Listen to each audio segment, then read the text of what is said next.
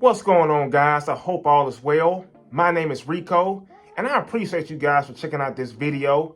And if you haven't already, hit that like button and subscribe to the channel. I wanted to talk to you about the parable of the talents, a story in the Bible, and how this story can help you financially and give you some great financial tips. So this story is regarding a master who entrusted 3 servants with different sums of money. And with the master, he entrusted these 3 servants and he went away on a trip. And then when he came back, he talked to them to try to see what have they done or what did they do with the money. So he gave one servant 5 talents, a sum of money. And the first servant was able to double the money to 10 talents. And he gave the second servant 2 talents, and he was able to double the money to 4 talents. But the third servant, he gave him 1 talent and he hid the talent. He just hid it in the ground and he did not do anything with it. And with those first 2 servants, he told them, well done, good and faithful servant. You were faithful over a little thing, so I'm going to make you ruler over many. But with the third one, with the third servant, he scolded him, essentially. He let him know, you're not a faithful person. Essentially, he let him know that, hey, you hid this in the ground. You could at least put this money in the bank to kind of grow interest. And basically, he let him know that, you're not a good steward over what I've given you. And the first thing that we can learn from this story is stewardship. We have to be good stewards over what we have now. Because if we have resources and we are blessed with different resources as far as financially and also, anything that's even non-financial things, we're supposed to be good stewards over what we have.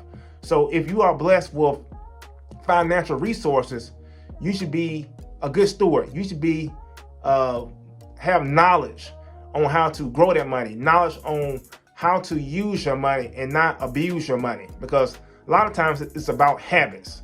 Because the more money we make doesn't necessarily make you better or doesn't necessarily fix your problems.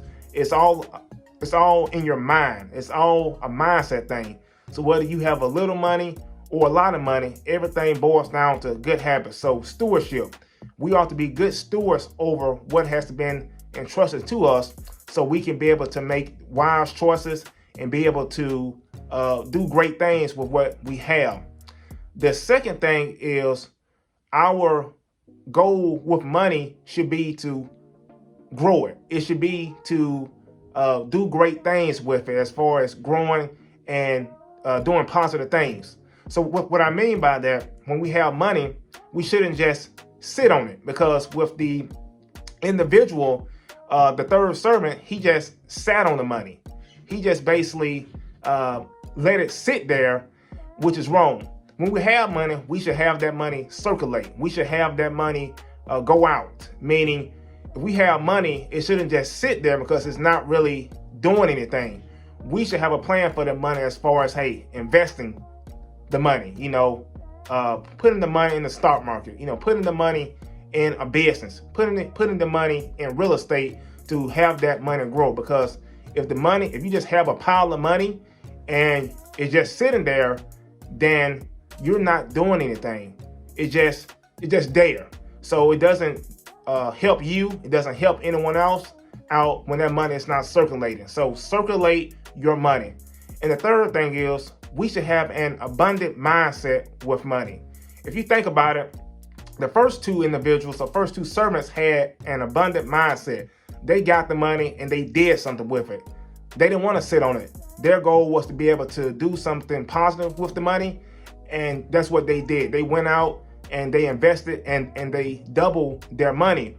Whereas the individual with the 1 talent, he just hid the money. He didn't allow the money to actually circulate. So everything boils down to abundance versus scarcity mindset. We have to create that abundance mindset to know that, hey, I'm blessed with this. So I'm going to go out and make some moves. I'm going to go out to invest this money so I can make a difference, so I can build some wealth, so I can be able to make some money, you know. Whereas scarcity mindset will hoard, you know, they just get the money, they'll get the money, and then they just hide it. They'll just let it sit. They won't do anything. And it's important to have that abundant mindset, because when we have that abundant mindset, we can build. We can build with our finances. We can build with people. We can just, we can become builders.